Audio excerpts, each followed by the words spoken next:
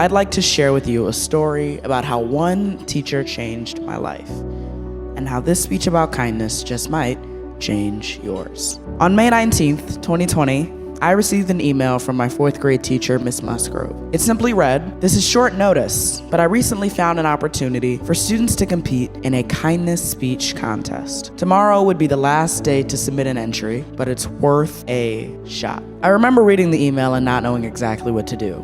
It sounded like a great opportunity, but it was due the next day. How would I be able to write, practice, record, and upload my speech all before the deadline? To help me figure out what to do, I relied on the one source that always has all the answers and the best advice: ChatGPT.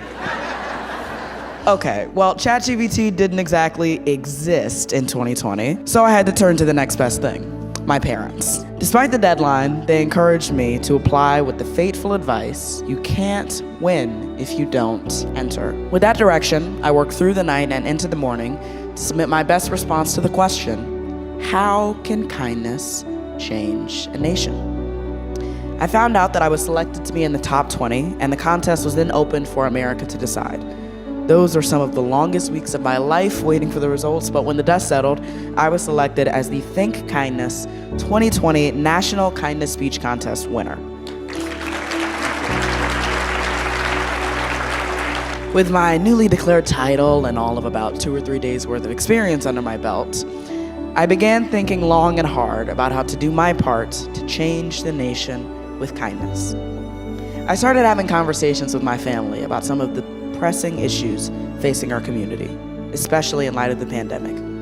People were sick and confined to the hospital due to coronavirus, losing their jobs and having a hard time getting access to basic essentials like food or maintaining housing. And in addition, kids, parents, and teachers were all struggling to adapt to the new norm of virtual learning. When I started to look deeper at so many of the things that were happening all around me, really focusing on where the biggest needs were, I knew that I wanted to do something to help.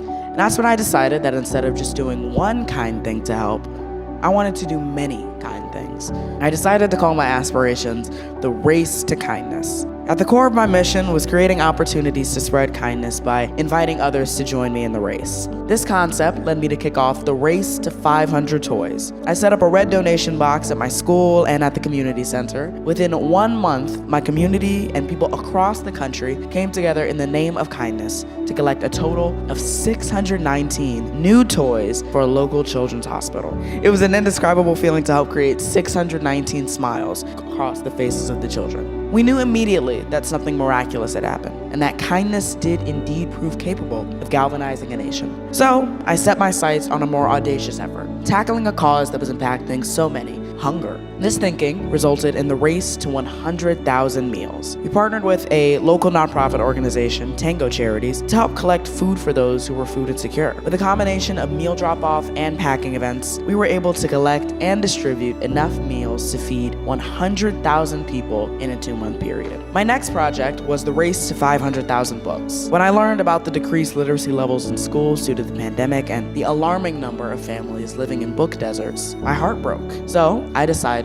to do something about it. We partnered with several nonprofit literacy organizations and created a nationwide campaign to encourage others to donate books in and around their community. I've also held several Race to Kindness free book fairs where kids and adults can select books that they are interested in reading. After a 4-month-long campaign with the help of thousands of individual contributors and several corporate donors, we crossed the line at just over 500,000 books. My current campaign, the Race to 1 Million Acts of Kindness, explores the many forms kindness can take and the overall impact it can make on all of our lives. Anyone that is willing to share kindness with others can participate, from small acts like holding the door, smiling at someone, or calling a loved one, to larger efforts like volunteering at a food pantry, starting recycling initiatives, or organizing a clothes drive. Kindness knows no bounds. As we've collected about 75,000 acts of kindness so far, I hope that you too are motivated to share your acts of kindness with us today. Now, after racing to 500 toys, 100,000 meals, 500,000 books, and now